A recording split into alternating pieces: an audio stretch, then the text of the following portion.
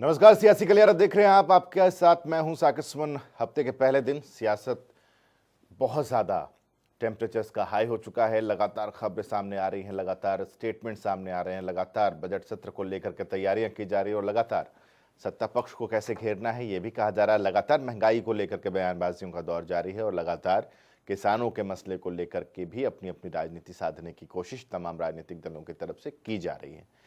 इन्हीं तमाम खबरों को समेटे एक बार फिर से हम हाजिर हैं आपके साथ। अगले आधे घंटे तक सियासी गलियारे में टहलिए हमारे साथ और जानिए हरियाणा के सियासत का मूड क्या कहता है।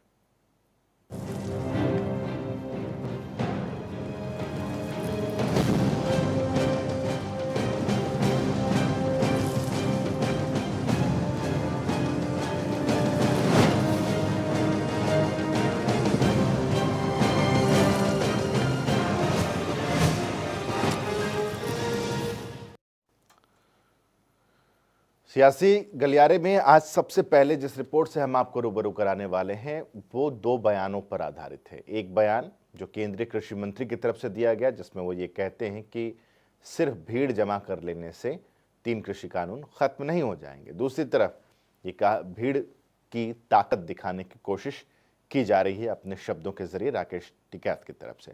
जरा इस रिपोर्ट को देखिए। फ्लैट कहोगे कानून हटा दो तो ऐसे थोड़ी होता है कि कोई भीड़ इकट्ठी हो जाए और कानून हट जाए। मंत्री के बयान के भीड़ जुटाने से कानून नहीं बदला जाते। इनकी बुद्धि भ्रष्ट होगी।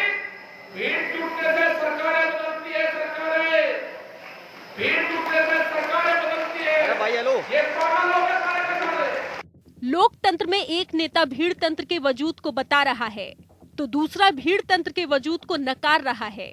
एक नेता सच बता रहा है तो दूसरा उस सच को गलत थाली में परोस रहा है। और ऐसा हम इसलिए कह रहे हैं क्योंकि देश के कृषि मंत्री कह रहे हैं कि भीड़ लगा देने से कानून वापसी नहीं होते। कानून हटा दो तो ऐसे थोड़ी होता है कि कोई भीड़ इकट्ठी हो जाए और कानून हट जाए। ये तो रखना पड़ेगा अपने को कि भाई आखिर कौन सा पॉइंट है जो किसान के विरुद्ध जाता है। ये देश के कृषि मंत्री नरेंद्र तोमर का बयान है, लेकिन अब किसानों के नेता राकेश टिकैत की फिसलती जुबान से निकलते शब्दों को सुनिए। वो इस बात का जवाब तो दे रहे हैं, लेकिन शब्दों की गरिमा को ताक पर रखकर। मंत्री के बयान के भीड़ जुटाने से कानून नहीं बदला जाते। इनकी बुद्धि भ्रष्ट होगी।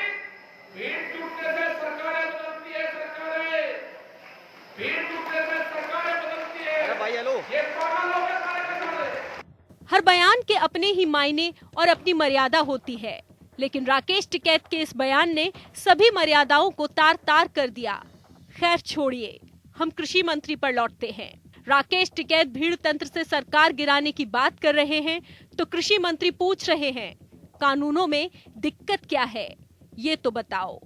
12 बार बात कर ली, हमें एक दफा बता दो इन कानूनों से आपको परेशानी क्या है। किसान यूनियन के लोगों से सरकार ने बहुत संवेदनशीलता के साथ 12 दौर की बातचीत की है। बातचीत का निर्णय तब होता है जब आप किसी कानून में कोई आपत्ति बताओ। कानून में किसान के विरुद्ध क्या है ये तुम बताओ। आखिर कौन सा पॉइंट है जो किसान के विरुद्ध जाता है। सरकार समझने को तैयार है, सरकार संशोधन करने को तैयार है, सरकार चर्चा करने को तैयार है, आज भी तैयार है। प्रधानमंत्री ने भी कह दिया तो किसान यूनियन आंदोलन करती रहे, उससे क्या होगा। राकेश टिकैत भीड़ तंत्र के बयान पर तो पलटवार कर रहे हैं, लेकिन जब भी कृषि मंत्री पूछते हैं कानूनों में दिक्कतें क्या हैं, तो शायद राकेश टिकैत की जुबान सिल जाती है और जब खुलती है तो देश के बादशाह के लिए ऐसा बयान निकलता है। किसान की पगड़ी उठाने की कोशिश करी, ये बर्बाद करेगा तुम्हें, ये आखिरी बादशाह साबित होगा, लुटेरों का आखिरी बादशाह होगा ये अपने उस पर अग्रणा मुकाबला है, लुटेरों के आखिरी बादशाह का मुकाबला है। दरअसल देश में इन दिनों किसान आंदोलन के मसले पर सब बोल रहे हैं और विडंबना ये है कि सिर्फ बोल रहे हैं, समाधान की ओर किसी के कदम नहीं बढ़ रहे, चाहे वो किसान हो या सरकार। ब्यूरो रिपोर्ट, जनता टीवी। जी हाँ, सब बोल रहे हैं और सब सिर्फ बोल रहे हैं, समाधान की तरफ कोई आगे बढ़ता हुआ नहीं नजर आ रहा। और ऐसे ही केंद्र में मंत्री हैं, राज्य मंत्री का दर्जा इनको हासिल है। अंबाला से सांसद हैं रतनलाल कटारिया। जरा इन्होंने भी किसान के मसले पर अपनी बातें रखी हैं, सुनिए।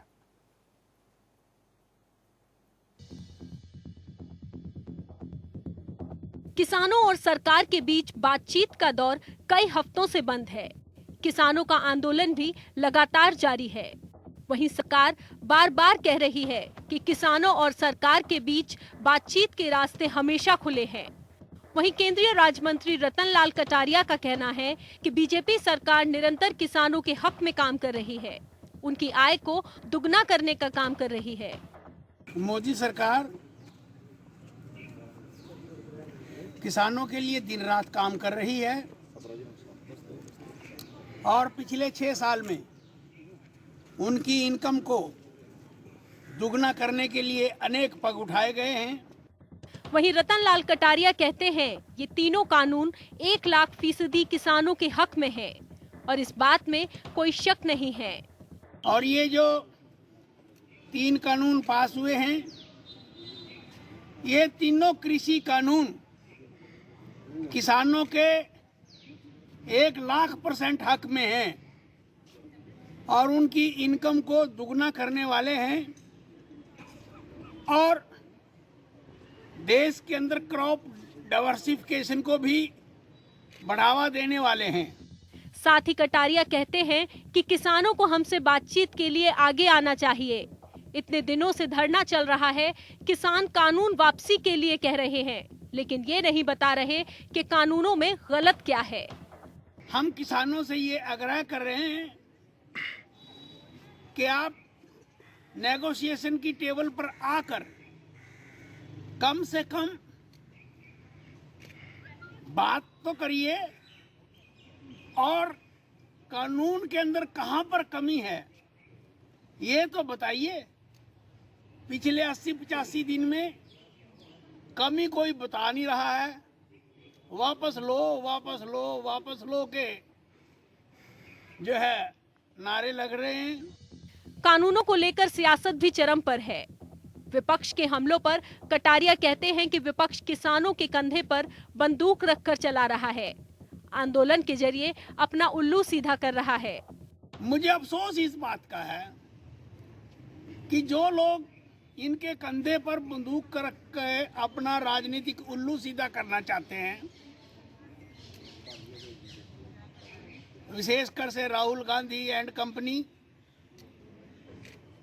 पार्लियामेंट में खड़े होते हैं, बजट पे बोलेंगे, बजट पे 0% नहीं बोलते और कहते हैं जी मैं तो अपने भाषण की फाउंडेशन रख रहा हूं और कह के जो है ना सदन से चले जाते हैं। तो इस प्रकार का प्रजातंत्र के अंदर मजाक किया जा रहा है। ये लोग अपनी दुकानदारी चमकाने के सिवा कोई काम नहीं कर रहे हैं। आंदोलन को लेकर सरकार और विपक्ष के बीच लगातार बयानबाजियां हो रही हैं। सरकार कानूनों को हित में बता रही है तो विपक्ष किसानों के साथ होने का दम भर रहा है, लेकिन आंदोलन वहीं का वहीं है। यमुनानगर से सुमित ओबरॉय की रिपोर्ट।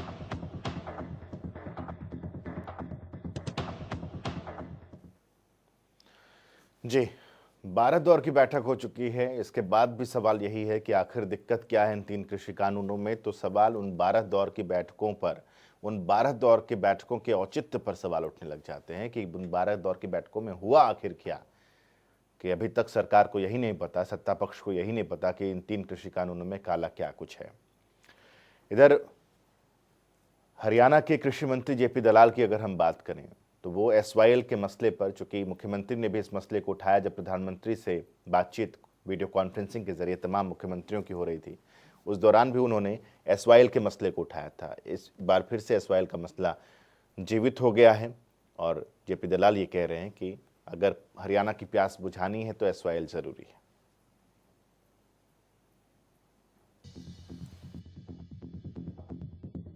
किसानों के आंदोलन के बीच सियासी बयानबाजियों का दौर 7वें आसमान पर है, क्योंकि आंदोलन खत्म नहीं हो रहा और बयानबाजियां तेज हो रही हैं। इसी बीच हरियाणा के कृषि मंत्री जेपी दलाल का कहना है कि किसान आंदोलन को लेकर सरकार संशोधन और बातचीत से हल करने को तैयार है, लेकिन बीजेपी नेताओं या मंत्रियों का विरोध करने से किसानों को नहीं बल्कि केवल कांग्रेस को फायदा होगा। किसान का आंदोलन है, हमें किसान भाइयों का सम्मान करते हैं और उनके हर चीज़ को सहसम्मान वार्ता करने को तैयार हैं, जायज़ बात मांगने को तैयार हैं, लेकिन कामरेड और कांग्रेस की इच्छा जो है सत्ता प्राप्ति की, वो पूर्ति हम भी नहीं होने देंगे और हरियाणा और भारत की जनता भी नहीं होने देगी। वहीं उन्होंने कहा कि फसलों पर ट्रैक्टर चलाना किसी भी हिसाब से ठीक नहीं है, क्योंकि इससे किसानों का ही नुकसान है और ये अन्न का अपमान होगा। देखिए, मैं इस चीज़ को उचित नहीं मानता। अपना किसी भी चीज़ की मांग मानना, अपना नुकसान करना, समाज का नुकसान करना, सरकार की प्रॉपर्टी का नुकसान करना उचित नहीं है। विरोध के आपके तरीके और भी हो सकते हैं। फसल जो है देश का पेट भरती है, मानवता का पेट भरती है। इस विचारधारा से मैं सहमत नहीं हूँ। इस दौरान जेपी दलाल ने हरियाणा में सिंचाई के पानी की कमी पर कहा कि हरियाणा की प्यास एसवाईएल ही बुझा सकती है। ऐसे में सरकार एसवाईएल के लिए जो प्रयास कर रही है उसमें किसानों को भी सहयोग और प्रयास करने चाहिए। एसवाईएल का मुद्दा जो है वो इस किसान आंदोलन की मांग में होना चाहिए, क्योंकि हरियाणा के किसानों के लिए जीवन मरण का प्रश्न है। आज भी मेरे दक्षिण हरियाणा है, पीने का पानी नहीं है। हमारी जूही कनाल में, शिवानी में, लोहारू कनाल में सिर्फ पीने का पानी मुश्किल से पहुंच पाता है, सिंचाई के लिए पानी नहीं है। तो सब पार्टियों को आज भी वक्त है कि जो हमारी असली बात है, जो हमारी आने वाली पीढ़ियों का भविष्य तय करेगी, एसवाईएल है, उसकी मांग करनी चाहिए और उसका समर्थन करना चाहिए। किसान दिल्ली की सीमाओं पर डटे हुए हैं, लेकिन सरकार किसानों के बीच मसला हल होता दिख नहीं रहा और अब ये आंदोलन किस ओर मोड़ लेगा, इसका इंतजार सभी को है। भिवानी से दीपक मुठरेजा की रिपोर्ट। जी हाँ, इस पर सियासत लगातार हो रही है किसानों के मसले को लेकर, और किसानों के मसले पर चूंकि कांग्रेस इस वक्त विपक्ष की भूमिका में है, तो कांग्रेस पर ये आरोप लग रहे हैं कि वो इस मसले को लेकर सियासत कर रही है।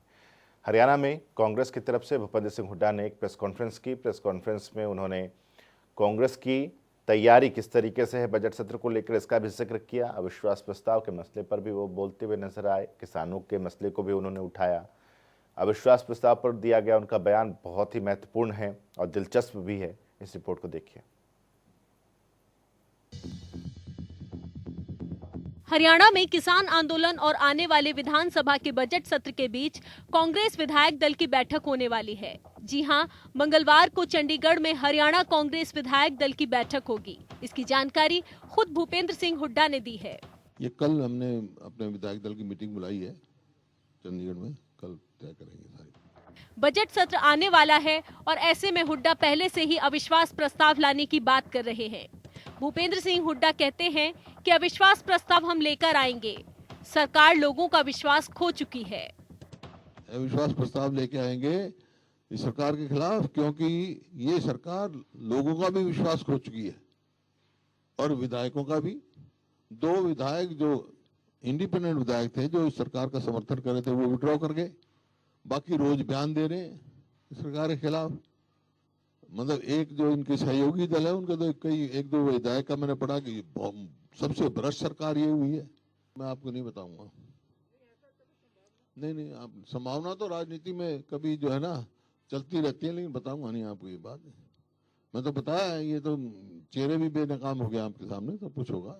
अपनी प्रेस कॉन्फ्रेंस में भूपेंद्र सिंह हुड्डा ने एसडीओ भर्ती को लेकर भी बयान दिया और कहा कि बिजली कंपनी में एसडीओ पद की भर्ती में 99 में से 90 भर्ती हुई हैं, जिसमें 22 ही हरियाणा के युवा हैं, जबकि सरकार 75% हरियाणवी को रोजगार का दावा कर रही है।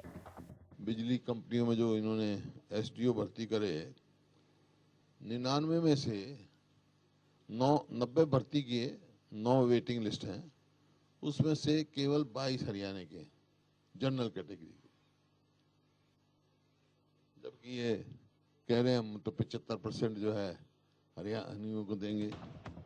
खिलाड़ियों के लिए नौकरी को लेकर जो बदलाव किया है, उस पर बात करते हुए भूपेंद्र सिंह हुड्डा कहते हैं कि उसमें तरक्की के रास्ते कम हैं। स्पोर्ट्स के जो हमने पॉलिसी बनाई थी, पदक लाओ पद पाओ, उसको भी बिल्कुल इन्होंने निरस्त कर दिया। अब आगे स्पोर्ट्समैन अंतर्राष्ट्रीय स्तर का भी स्पोर्ट्समैन होगा, ना तो HCS भर्ती होगा, HCS बन सकेगा, ना HPS बन सकेगा। अब तो वो 2 ही पोस्ट पे जा सकते हैं स्पोर्ट्समैन के लिए, एक तो जूनियर कोच और एक डिप्टी डायरेक्टर। जो डिप्टी डायरेक्टर भर्ती होगा वो डिप्टी डायरेक्टर रिटायर हो जाएगा, कोई आगे उसके प्रमोशन के वेन्यू नहीं है। पेट्रोल डीजल के दाम लगातार बढ़ रहे हैं। ऐसे में हुड्डा कहते हैं कि सरकार वैट कम करे तो बेहतर है। हमारे समय में डीजल पर वैट 9.24% था। अब यह डीजल पर 17.22% और पेट्रोल पर 26% है। महंगाई बढ़ रही है, रोज डीजल पेट्रोल के भाव बढ़ रहे हैं। अभी कल बयान आया था मुख्यमंत्री जी का कि हम वैट जो है कम नहीं कर सकते। भाई वो सेंटर के तो इनके हाथ में नहीं, कम से कम अपना वैट तो कम करो। जो हमारे में 9 कुछ था वो आज इनका 17.22 डीजल पर हो गया, 26.25 पेट्रोल पर हो गया। पेट्रोल के बाद हुड्डा ने प्रदेश की शराब तस्करी मामले पर सवाल उठाए और कहा कि शराब तस्करी पर SIT की रिपोर्ट सरकार पब्लिक करे तो कई बड़े खुलासे होंगे। वहीं रजिस्ट्री घोटाले पर भी रिपोर्ट सामने सरकार रखे। सरकार घोटाले रोके तो आमदनी बढ़ेगी। घोटाले जो आए हैं आपके सामने, चाहे वो रजिस्ट्री घोटाला हो और शराब का घोटाला, उसकी तो कहानी अलग है। SIT बनाई गई, आज तक SIT की रिपोर्ट पब्लिक नहीं की गई।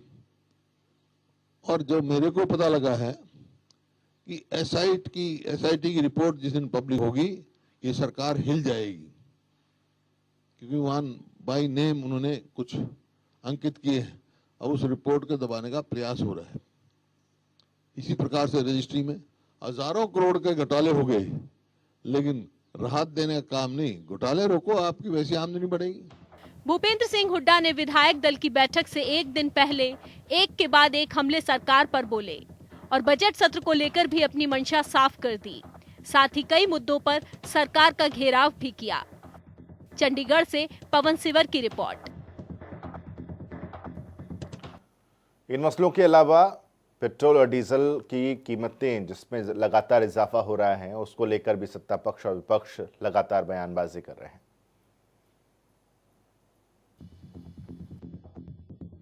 पेट्रोल डीजल की कीमतें दिन प्रतिदिन आसमान छू रही हैं।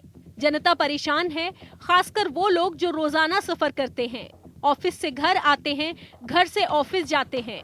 ऐसे में इन सब से परे अब पेट्रोल डीजल पर सियासत भी चरम पर है। विपक्ष सरकार पर हमला बोल रहा है तो सरकार के मंत्री कह रहे हैं कि ये जो रेट थोड़े बढ़ रहे हैं ये कांग्रेस की सरकार की ही देन है। हमने तो अंतर्राष्ट्रीय स्तर पर तेल के दामों को कम करने के लिए बहुत काम किया है। सोनिया जी चिट्ठी पहले भी लिखती रही हैं, आज भी लिख रही हैं। ये जो तेल का मसला है ये तो रेगुलेटरी कमीशन के साथ अब जुड़ा हुआ है, सरकार का इसके अंदर कोई लेना देना नहीं है। और ये आज जो थोड़ा बहुत करना पड़ रहा है ये भी इनकी सरकार का ही किया धरा है। हमने तो अंतर्राष्ट्रीय लेवल के ऊपर जाकर इन कीमतों को कम करने के लिए पहले भी कदम उठाए हैं और आगे भी उठाएंगे, और सरकार इस बारे में सोच रही है। वहीं एक और केंद्रीय राज्य मंत्री कृष्णपाल गुर्जर कहते हैं कि जब जब अंतर्राष्ट्रीय मार्केट में तेल के रेट बढ़ते हैं तब तब पेट्रोल डीजल के दाम भी बढ़ते हैं। निश्चित तौर पर आप देख रहे हैं, जब अंतर्राष्ट्रीय बाजार में तेल की कीमतें बढ़ती हैं और जब तेल उत्पादक देश अपना प्रोडक्शन कम कर देते हैं कीमत को ऊपर रखने के लिए, तो उससे पूरे सिर्फ हिंदुस्तान में नहीं पूरे देश पूरी दुनिया में ही कीमतें बढ़ती हैं। लेकिन क्योंकि अब ये सरकार से तेल को फ्री कर दिया गया है, अब इसकी कीमत मार्केट के हिसाब से तय होती है। आपने देखा भी होगा, जब अंतर्राष्ट्रीय बाजार में कीमतें बढ़ती हैं तो तेल की कीमतें बढ़ती हैं, और जब घटती हैं तो घटती भी हैं। ये तो हुई सत्ता पक्ष की सफाई, और इस सफाई पर विपक्ष का हमला भी सुनिए। पूर्व खेल मंत्री सुखबीर कटारिया कहते हैं कि हम सड़क पर आए हैं, प्रदर्शन कर रहे हैं और इसकी वजह है पेट्रोल डीजल के बढ़ते दाम।